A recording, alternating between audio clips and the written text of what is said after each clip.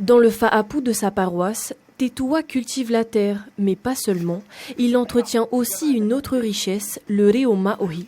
Diacre et originaire de Reivave, il estime que l'église protestante joue un rôle essentiel dans sa transmission. Mais pour lui, tout commence dans les foyers. Les jeunes, ils ont perdu un peu la langue maori. Pourquoi? Déjà au foyer, on ne parle pas maori, on parle la langue française. Ce n'est pas pour critiquer cette langue-là. Hein? On nous a forcés à parler cette langue-là. Mais normalement, la langue maori, on doit parler au foyer. Chaque 21 février, l'UNESCO célèbre la diversité linguistique.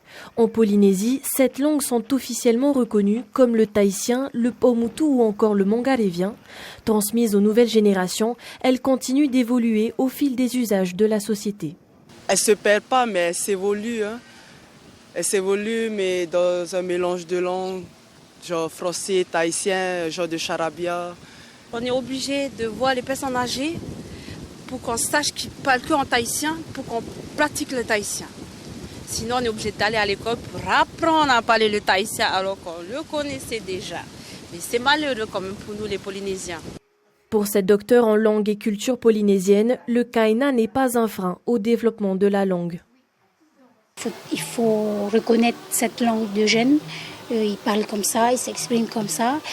À nous, dans nos pratiques pédagogiques, de l'utiliser non pas comme un frein, non pas comme un obstacle, mais comme un tremplin pour travailler à la fois sur le tahitien standard attendu et à la fois sur le français standard attendu.